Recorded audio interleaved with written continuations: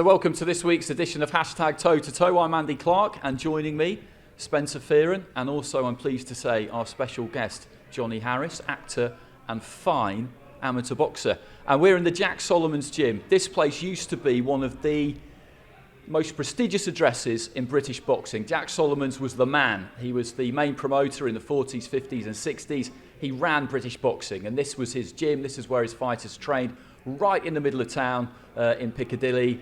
Muhammad Ali trained here, Randolph Turpin trained here, and it was a bit like Stillman's gym in New York. It was a hive of activity, all hours of night and day, fighters, trainers, managers, journalists down here just swapping advice, doing deals.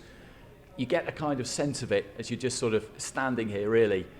Johnny, thanks very much for joining us. The reason we're here, of course, I must mention, is that it's the launch of the Box Set Film Festival, which is on November the 2nd and 3rd, and one of the films featured is Jawbone, which Johnny wrote and starred in, and it's a really good, gritty, real, authentic, but also at the end uplifting film. Yeah, nice one, thanks. Yeah, as you said, look, I used to box as a kid, as an amateur, and I've known Spencer for years. I've got a massive amount of respect for boxing and for boxers, and I'm talking about real boxers, people like Spencer who did it for a living. I gave up at 18, but I won the junior ABAs in 1989 when I was 16. And so it was a huge part of my life, and it held me through a kind of a really important part of my life. I boxed for the Fitzroy Lodge Club in Lambeth, and it was run by a man called Mick Carney and many other trainers, Bill Webster. God rest his soul in paradise. God rest He's a beautiful him, human being. Yeah, and the film was made in loving memory to Mick, and that's kind of what Jawbone is for me. It was kind of a love letter almost, or a thank you note to that man and men like him all over the country and all over the world, I guess. People who turn up under these railway arches and they change lives. They look after people, they give them guidance. I learned most of the lessons in my life things about myself that I value now as an adult. I look back and I learnt them in that gym. The value of please and thank you, the value of hard work, the value of camaraderie, of looking after your brothers. I learnt politics and stuff, if I'm honest. I learnt the things I value in life in that gym. So I wanted to make a film about that side of boxing, as opposed to someone winning a world title or like a more kind of Hollywood structured film.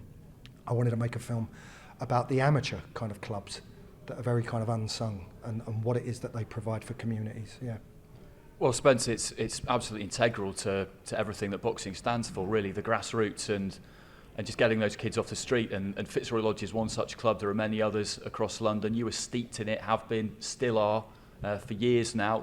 Give us a story about our man here. Listen, he likes to play it down, right? I remember seeing you spar with Marcus McRae down at Fitzroy Lodge. Oh, I come that Marcus McRae went on. Marcus was I was terrified of him. Yeah. Terrified of Marcus. No, most people were. Marcus McRae used to be down at the Brixton District Club, and he left the Brixton District because he needed a bigger club, and the bigger club that he ended up going to was Fitzroy Lodge. So I would come down, I would see him spar.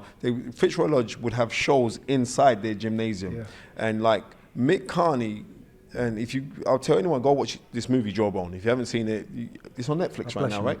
It's off Netflix because I think BBC are going to show it soon. Okay, right. But yeah, go and watch it because it's a very gritty movie, and you could see the character as head coach that you could see that was kind of based on Mick Carney, and it is such a good movie because I remember like you had the films, was it like 2 years ago at the BAFTA, and I went down to go and watch it, and it's a warm feeling because anybody, especially if you're a South London boy, you're watching that and you are seeing parallels and similarities to most people who I grew up around in boxing to that, or the fact that your character was fighting alcohol abuse and everything else and went down that road. It's such a really good movie, but I've known you for such a long time. You've done everything. He's been in so many gangster movies. Yeah. You always get the parts for these gangster movies. Baddies, I always play baddies. He always plays the baddies. He always plays the baddies in the gangster movies. And it's weird, like when you see someone who you've known for years. I've known him since I've been about 15, right? So that's 30 years. Yeah, that's crazy, right? Yeah. So when you see someone on a big screen and then you see like you actually wrote and directed a movie yourself, I have to bow in humbleness and reverence to see what you're doing and how you'll keep on doing it. I think it's absolutely beautiful. Oh, bless you, Spencer. Thank you. Yeah, and the feeling, I don't want to turn it into a psychedelic, but the feeling's mutual. I saw this man fight as a pro, and that's the thing. Someone said earlier about that I was always with the publicity behind Jawbone. I didn't want to make too much of being an ex-boxer because so many people waffle on about it, and you can tell that they haven't really done it. The reason I didn't want to do it is because I gave up at 18, and there's a big difference between there and then what these guys do, like where you do it for a living. And I trained with the McGuigan camp, Barry McGuigan for 2 years in preparation for them. So I saw Carl Frampton, Josh Taylor, David A, Georgie Groves, like all of those fighters, Comrade Cummings. When these men are doing it for a living, it's the toughest game in the world. You don't play boxing, and so that's the reason. It's not kind of a false modesty thing. It's just I'm very careful to differentiate the fact that I was an amateur boxer and what these guys do is something very, very different. Your life's on the line. Yeah, I know, but I still think you're underplaying it because at that time when you were 16 and you won the Nationals, at that time, that's all that you knew. Yeah. So you were champion at that time. And as far as you're concerned, and your mindset of that, it's like you're champion of the whole world. No, right? When you go through, so don't underplay what you've done. He should be my agent. Right. This is true. I should. He should. I want 35%. And actually, it leads us on perfectly to our first question. This comes in from Ben. You're a good amateur boxer, he says. Are there any regrets that you didn't take it further? No, and the reason I say no is respectfully. Like, look, I ran away to Paris. I met a girl, my first ever kind of love. My first girlfriend was a French girl. I ran away to Paris. I got into books out there because I left school at 13. So it was only in France I started reading for the first time and got into cinema and things. And I was out there for nearly 3 years. And I came back to London and I knew I wanted to be an actor. Look, again, the fact is this: I boxed for Young England, and there were people around that time who also fought for Young England. Prince Naseem.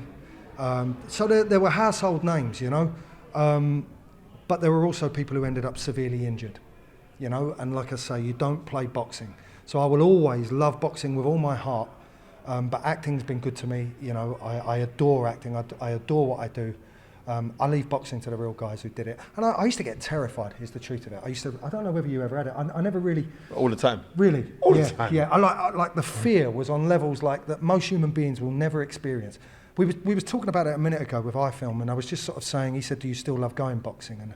And I said, I love the craft.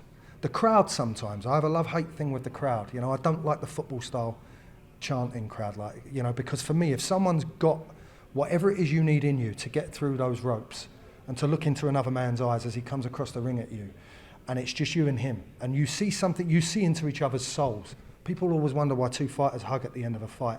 I know why.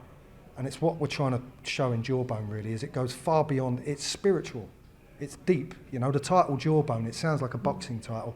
I took it from the Bible, from the story of, I'm not religious, but, I like Samson. The story of Samson, Vanquished by a sorry jawbone, the victory was not in the arm, not in the weapon, but in the spirit. And when you're in the ring with another man, you look into each other's souls, and you never forget that. And I fought people back as a kid. Barry Jones, who went on to win the world title, he's a great commentator now. Every time I see Barry, we'll always have a big hug. There's a kinship that happens, and I feel blessed that I experienced that. I feel blessed that when I watch these men, I get to really respect them, and I will never boo anyone in a ring. I don't care how much I love the McGuigan camp, it's like when I watch Spencer fight or something, I'm always going to have my man who I'm cheering for, but the other guy will always get a big round of applause from me just for getting through the ropes, Here. I couldn't agree with that anymore, absolutely. So this is a semi-serious one from Tom. I'm going to make it a semi-serious one anyway. Name one famous actor you would like to share a ring with. Who do you fancy a straightener with in the acting world? Because I don't like them, or because of... I think it's best if you don't like them, yeah. Oh, man, you've done me. Yes, I think it's best. Stuck in here. Who don't I like? It doesn't have to be totally serious, just somebody who, it wouldn't be the worst thing in the world if you dropped them with a body shot, so... Who wouldn't... Oh, God, who would I... I'll tell you, I wouldn't... Do you know the toughest actor I've ever gone up against, physically? like, bearing in mind, I mean, that's with respect to Luke, who played my opponent in Jawbone, because we fought for real, we threw shots. The toughest actor I have ever shared a screen with, who went through things physically that I've seen other actors just bottle out at, Vicky McClure. In This Is England 86, we did that kind of really intense scene at the end. She was black and blue by the end of it. We shot it over like 4 days. And Shane Meadows put us through stuff. Like, she went there physically. There's photos somewhere of her. It's black and blue. She never moaned once. All right, I broke my hand. She took me to the cleaners. She won on points, almost 12th round knockout. So I probably wouldn't want to share the ring with Vicky again. Who I don't know, man. I'm lost. I don't want to. Well, we can come back to that one if you want. I can understand why you're taking the fifth on that. I can totally understand it. Yeah. Actually, that leads me on to a question that I was wanting to ask you. You mentioned the character you played in This Is England. Terrifying character. Do people kind of around that time, more maybe than now, but when you were in that role, would people look at you on the street, and do people struggle to differentiate? Do they look at you? Would they look at you? What are you talking about? They still do it now. What are you talking about? Do you know what it is for me, right? I find I've been blessed, and I don't know, I'm not an expert on human behaviour, but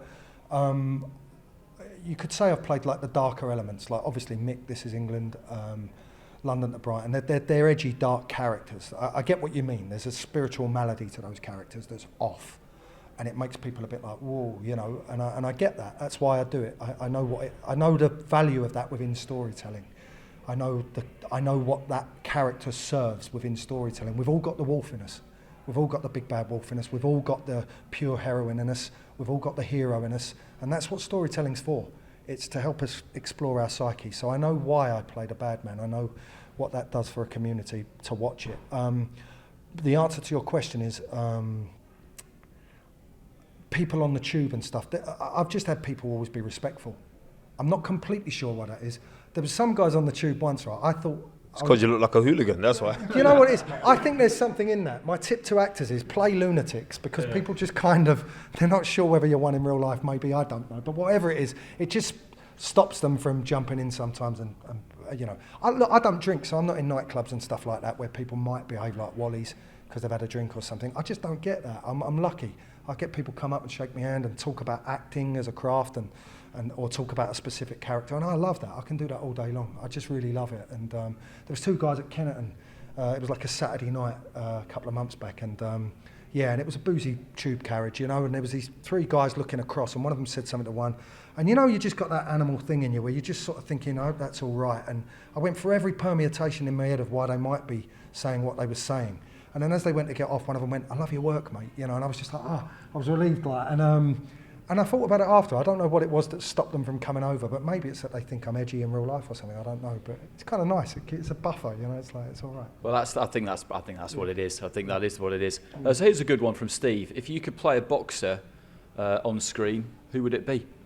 Oh wow, man. There's some difficult questions in here. No, I'm just trying to think because all of the great stories, and some of them have already been done, obviously. But oh man, you've stumped me with that one. Any boxer I could play. I mean, I'm trying to think of who's had dramatic lives. There's boxers I love, Carl Frampton. Duran? Well, you know what? This festival, Box Set Festival, some of the films, I'll be there for Raging Bull, to see Raging Bull on the big screen again. I can't wait. Like, I'm genuinely buzzed by that.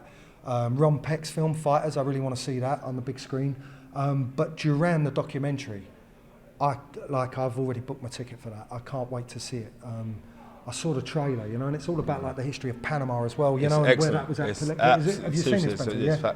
It's a fabulous movie. And what a fighter, I mean, just what a fighter. He needs no introduction from me. But so there's all these great fighters, isn't there? There's like, Who's your favourite to watch at the moment?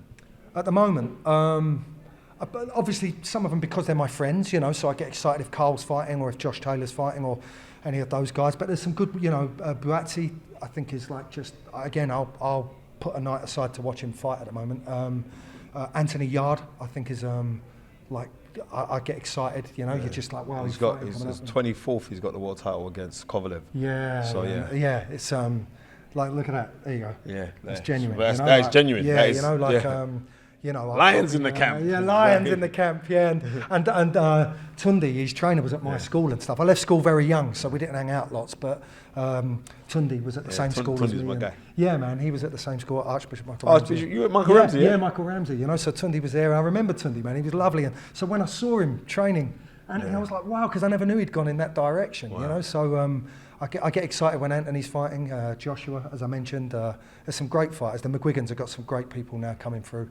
I keep in touch with them and what's happening in their camp, you know. So I love it, man. I love boxing in general, really. I'm excited, you know. Luke Campbell's going to be fighting Lomachenko. And I was saying earlier, I actually think we're in a golden age at the moment of boxing. Like, for me, I think the great fights are getting made again, you know. And you can argue why that is. Maybe the rise of the UFC and everything, boxing had to up its game again, you know, and people have sort of stopped trying to protect the 0 record, and greats are fighting greats on a consistent level. It seems to me like almost every other month now there's a great fight, you know. We've got Sean Porter and Errol Spence coming up, you know, Lomachenko's coming to town against Luke Campbell.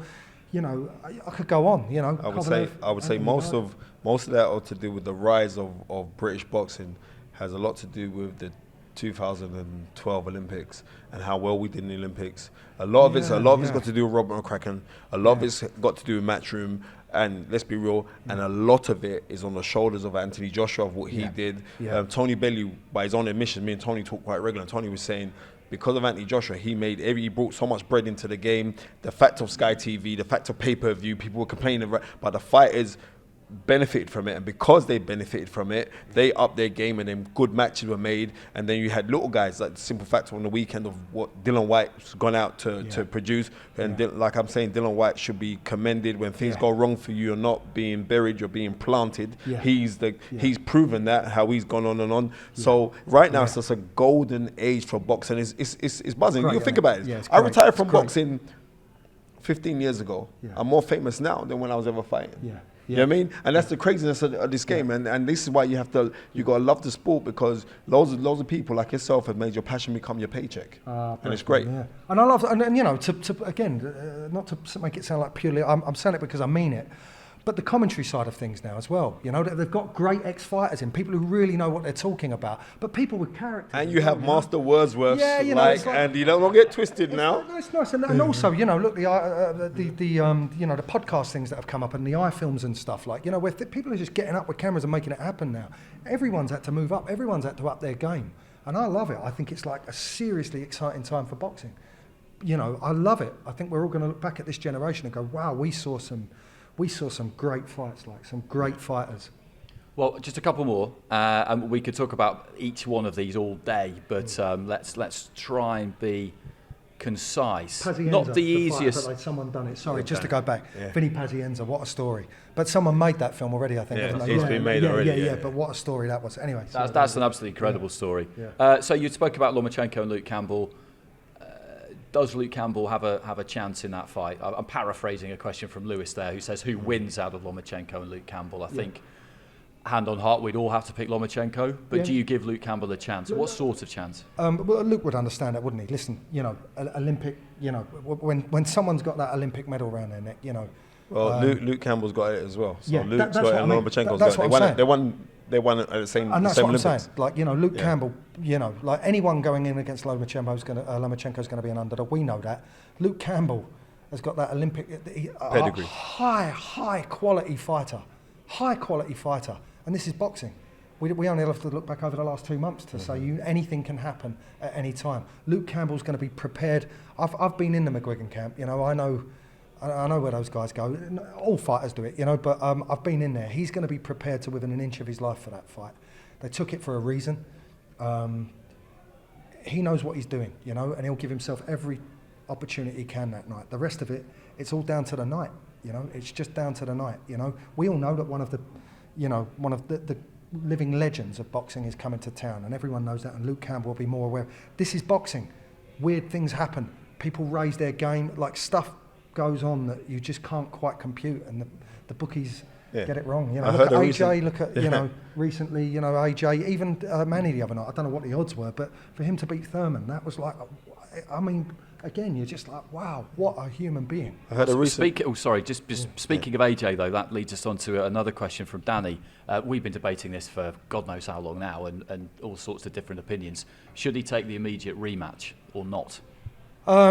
Most pros I've spoken to, I spoke to Demetrius Andrade on Sunday. He said yes, but pretty much everybody else I've spoken to who's in your bracket, Spencer, a former fighter, have said no. Right. Oh, did you say no? Is that your thing? It hasn't been. I'm kind of 50-50 on it. Yeah. I think it's more to do with his mental attitude, and if he's, you cannot go into a fight thinking that you haven't made any adjustments or any changes and think you're going to get a different result. You're going to get the same result. But what I do believe, if the fight's here, and he's mentally, physically and spiritually in tune, because we understand the spiritual element to this game. Yeah. If he's got that, always like, boxers are very superstitious, right? They go on like they're not, but they are very, very superstitious. I believe if the alignment's going to be right for him, then he can come through. If he can make those readjustments, I think that he could actually win the fight. Yeah. Because nobody wasn't saying nothing when he floored Ruiz. Nobody wasn't saying anything about mental demons or him having the breakdowns in the change room or anything. Everyone was just jumping for like, whoa, the fight is done. Right, and then things didn't go according to plan after that. So if he can make the right adjustments, then I think that he can be victorious. Yeah, absolutely. And I'm not going to argue with that, is he? That's an expert speaking, But and look, the truth. I'm hearing that quite regularly. It'll come down, I will give you some money later, man. Do you know what? It's going to come down to business, isn't it? Really, it's a business decision, I guess. At the end of the day, I think the one thing Joshua's proven is, look, any fighter who has ever stepped through the ropes has proven this. But Joshua's proven it beyond the call of doubt. He'll fight anyone, anywhere. It's not a boxing decision for him. He'll fight him tomorrow. He's a fighter. That's what he does. He's got a great team behind him. He'll listen to them, and essentially it'll be a business decision, I think, ultimately. But whether he fights him in 2 years' time, a year's time, or whether he fights him at the next fight, Joshua will be there, and he'll be 100% prepared, and he'll be willing and ready for it. Yeah. Can I just go back quickly on this one? When it comes to Luke Campbell, the general consensus is he's not going to beat Lomachenko. That doesn't matter.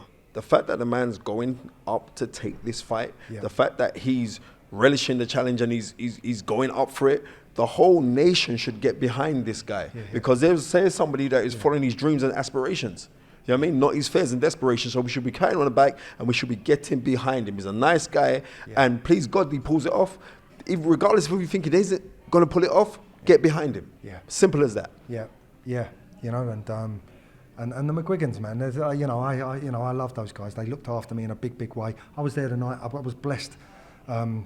As soon as we finished filming Jawbone, actually, and I flew to New York, and first time I've ever done that, seen a big fight at the Barclays Centre. Frampton Santa Cruz, man. I was there ringside, and I'll never forget it. And again, the odds were the other way that night. You just, boxing's boxing. It's the reason we all buy a ticket for it. On that night, all sorts of things happen. And when you add to that Campbell's pedigree, we all know anything can happen there. Yeah. Well, Johnny, thanks very much. This has been great fun. Thanks, Spencer. And just a reminder, the box set film launch, that's why we're here today at Jack Solomon's gym. 2nd and 3rd of November. Loads of really good films on show there. Raging Bull, I Am Duran, Fighters by Ron Peck. That's another absolute belter. Fly on the Wall kind of documentary. Jawbone. Make sure you check it out if you can. And have a look at the podcast. Have a listen to the podcast either. That will work better. Because Johnny's on that later on too. And we'll be back next time. Sky Sports. Feel it all.